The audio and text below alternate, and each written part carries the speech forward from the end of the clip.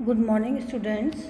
Real analysis के इस video में आज हम चैप्टर 3 स्टार्ट करेंगे, जो कि है रियल सीक्वेंस यानी कि वास्तविक अनुक्रम। अब रियल सीक्वेंस की परिभाषा डेफिनेशन लेंगे हम। तो सीक्वेंस किसे कहते हैं? A sequence is a function whose domain is the set of natural number n, where the range may be the any set. हम क्या कहना चाहते हैं कि यदि A एक अरिक्त समुच्चय है, यदि हमारे पास में ये जो हमारे पास में एक सेट A है, ये नॉन एम्प्टी सेट है। A is non empty set. A हमारे पास में ये नॉन एम्प्टी सेट है यदि हमारे पास में, तो जो हमारा नेचुरल नंबर का जो सेट होता है, मैंने आपको स्टार्टिंग के फर्स्ट वीडियो में बताया था हम नेचुरल नंबर किसे कहते हैं, और आपको भी मालूम है। तो इससे A में परिभाषित यदि कोई फंक्शन है तो हम ये कहेंगे कि ये हमारी एक सीक्वेंस है। अब ये रियल सीक्वेंस किसे कहते हैं? सेम सीक्वेंस की डेफिनेशन में यदि हम यहाँ पर, तो हमने कोई सा भी सेट लिया था, ये सेट अगर रियल नंबर्स का सेट हो तो उसे हम रियल सीक्वेंस कहते हैं।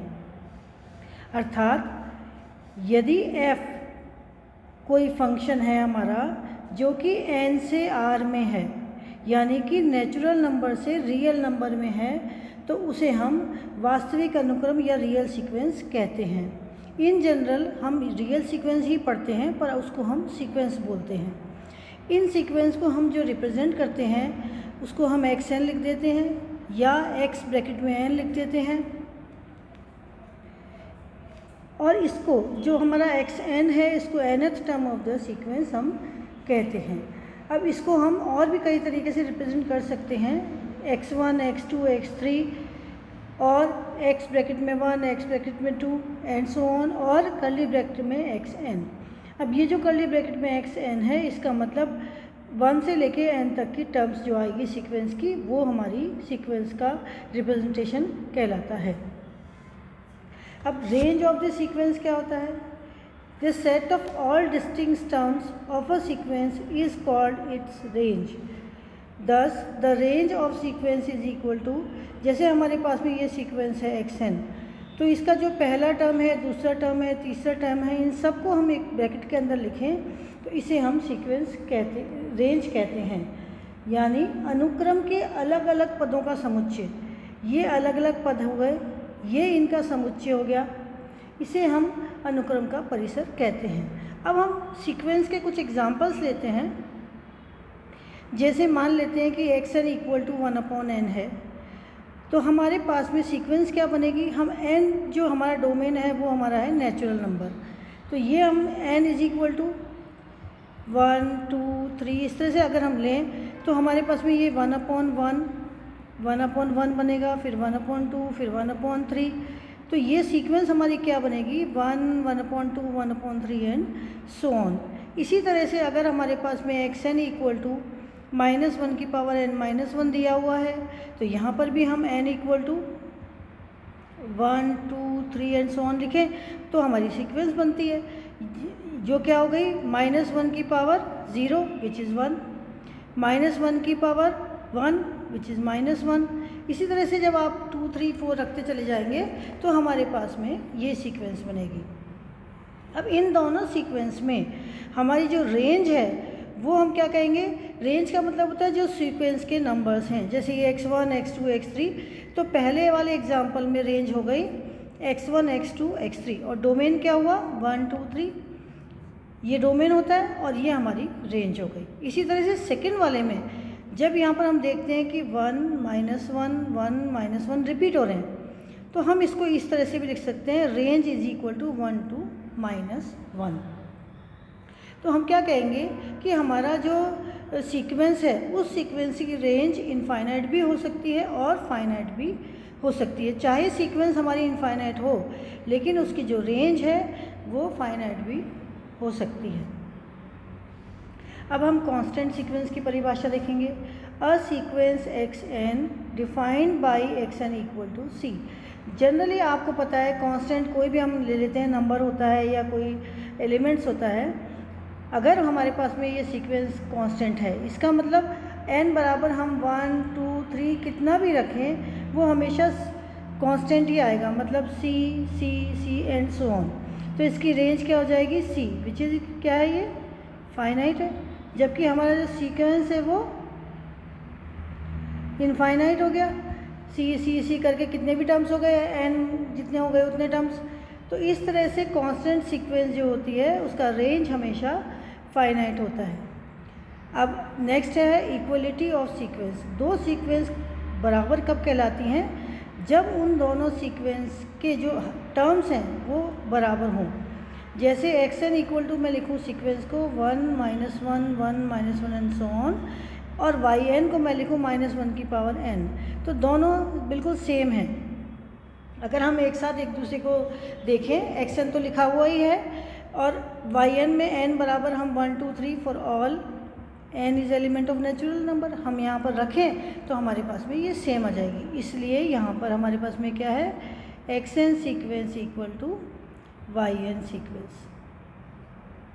और भी इसके एग्जांपल्स हैं जिन्हें आप खुद n बराबर 1 2 3 करके रख लीजिए। मैंने यहाँ पर एग्जांपल्स लिखे हैं, जैसे कि xn इक्वल टू 4 + 1/2n, तो n बराबर 1 रखेंगे तो ये आएगा, 2 रखेंगे तो ये, 3 रखेंगे तो ये।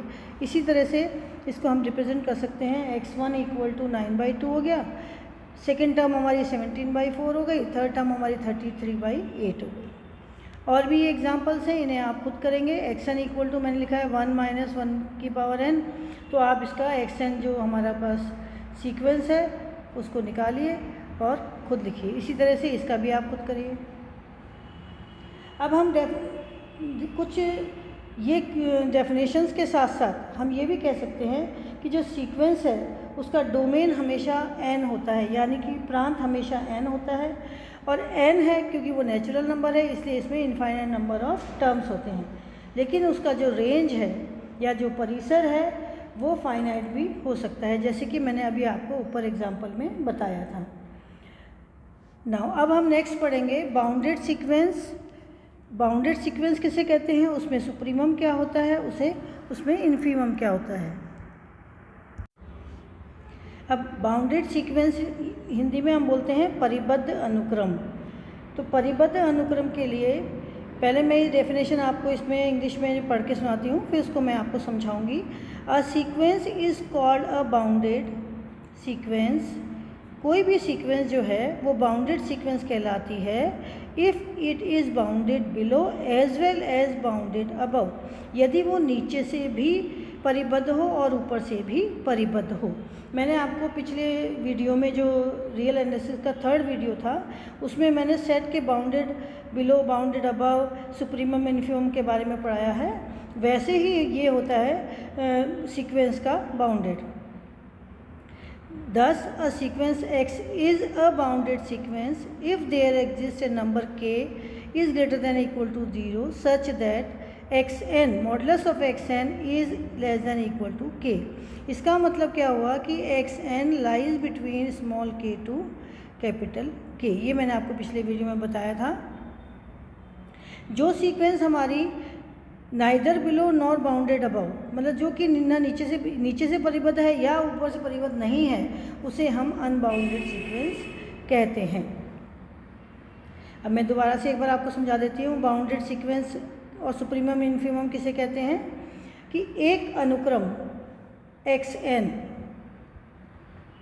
ऊपर से परिबद्ध कहलाती है यदि इसका जो परिसर है, xn का जो परिसर है वो ऊपर से परिबद्ध हो, यानी कि एक ऐसी वास्तविक संख्या जिसमें कि सारी टर्म्स xn की इस k से छोटी हो, for all n is element of n।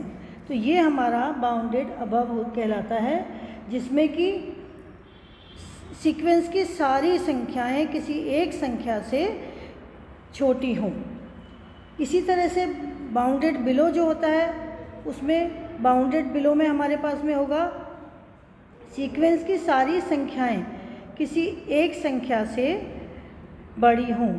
तो हम क्या कहेंगे कि जो ये k है ये for all n is element of n के लिए है। हम सीक्वेंस का 1 2 3 जो भी टर्म लेंगे वो सारी टर्म किसी एक नंबर से बड़ी हो, जो कि निम्न परिबद्ध कहलाता है। ये है हमारा निम्न परिबद्ध के लिए और ये है हमारा उच्च परिबद्ध के लिए। ये मैंने आपको पिछली वीडियो में बता चुकी हूँ, इसका लिंक मैं आपको दे दूँगी। अब कोई भी सीक्वेंस परिबद्ध यानी बाउंडेड कब कहलाती है? जब इसका जो परिसर है, जैसे कि मैंने अभी आपको इंग्लिश में बताया था, ऊपर से और नीचे से दोनों तरफ से बाउंडेड हो, तब हम कहेंगे कि वो हमारा परिबद्ध अनुक्रम होगा। अब इस परिबद्ध अनुक्रम में अगर हमारे पास में सुप्रीमम और इन्फीमम अगर हम कहें कि क्या होता है, तो उसके लिए हम देखेंगे कि जितनी भी least of its upper bounds, कोई भी हमारे पास में suppose x n is less than equal to k है, तो ये हमारा अपर बाउंड है। अब इससे जो के से बड़ी संख्या होगी, सपोज़ k1 के से बड़ी संख्या है, सपोज़ k2 उससे भी बड़ी संख्या है, तो इन सारी बड़ी संख्याओं में सबसे छोटी संख्या है k, जो कि सीक्वेंस के हर टर्म से बड़ी है। तो हम ये कहेंगे कि ये लीस्ट अपर बाउंड है, सबसे छोटे से छोटा, सारे अपर बाउंड से सबसे छोटा है, तो इसे हम बोलते हैं लीस्ट अपर बाउंड। इसी तरह से इसको हम उच्चक भी बोल देते हैं। इसी तरह से अगर हमारे पास में कोई small k is less than equal to greater than equal to x n है, मतलब ये गलत लिख दिया मैंने, सॉरी।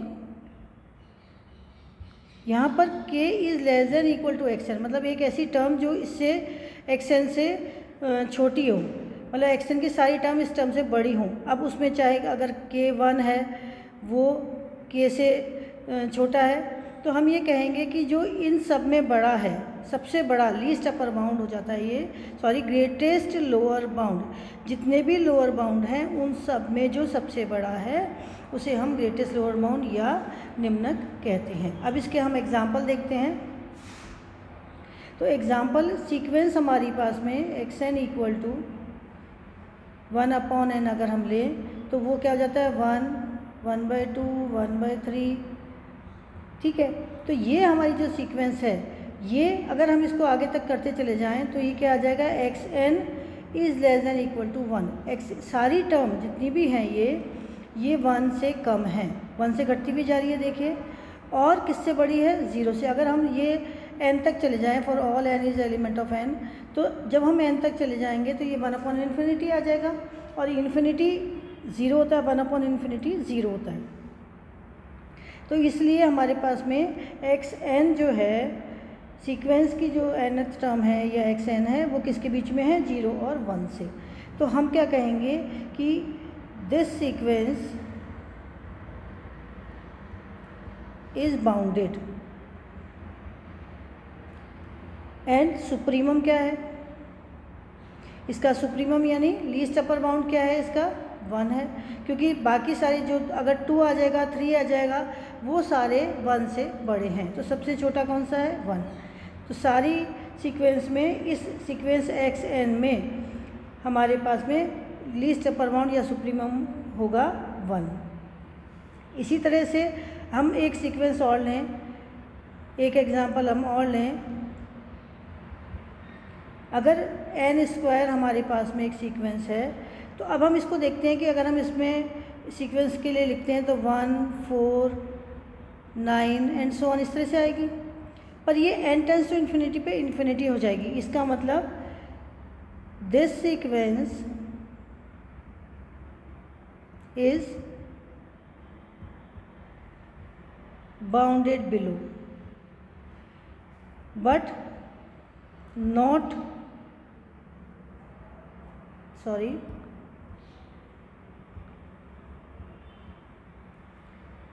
Not bounded above. ऊपर से परिबद्ध नहीं है, तो इसलिए ये हमारी परिबद्ध सीक्वेंस नहीं होगी। और इसका ग्रेटेस्ट लोअर बाउंड क्या हो जाएगा, 1 हो जाएगा। यहाँ पर देखिए 1 से सारी संख्याएं 1 से बड़ी है, और अगर हम इसके नीचे जाएं, इधर नेगेटिव जाते जाएंगे तो भी, तो ये हमारे पास में ग्रेटेस्ट लोअर बाउंड हमारा 1 होगा। इसी तरह से एक एग्जांपल मैं आपका इसका और कराती हूँ।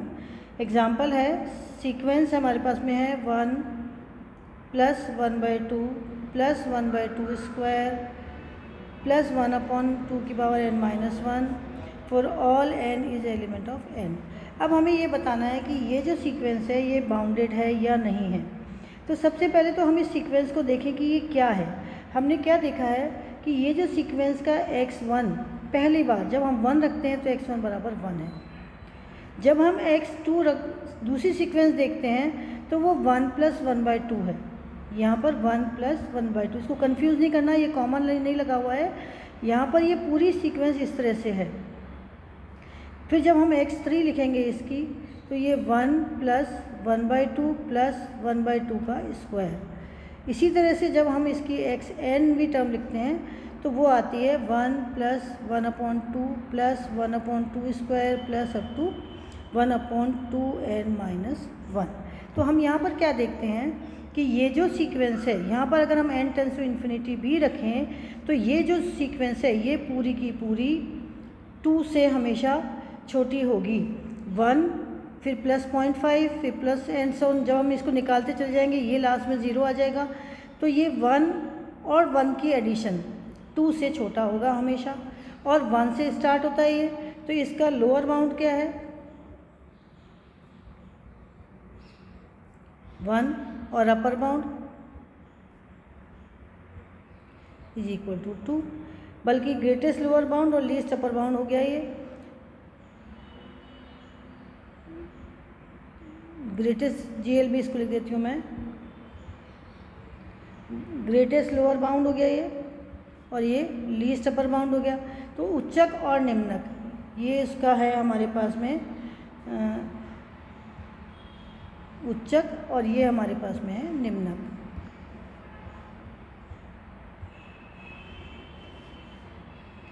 ठीक है, तो इस तरह से हमें सीक्वेंस, जो भी सीक्वेंस दिए हो उसको देखना है वो बाउंडेड है या नहीं है, और उसका अपर बाउंड और लोअर बाउंड और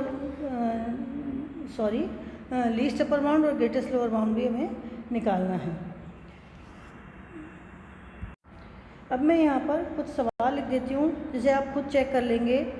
क्वेश्चन नंबर 1 है xn is equal to 1 plus -1 की power n upon n। Question number 2 है xn इक्वल टू 1 माइनस -1 की power n upon 2। And question number 3 है xn इक्वल टू -n/2 और n plus 1/2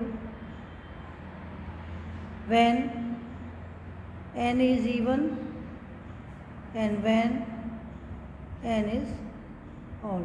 तो इन सब के आप कुछ एक्सरसाइज में करके देखिए, और फिर कुछ समझने में नहीं आ रहा है तो मुझसे आप पूछ सकते हैं। Thank you.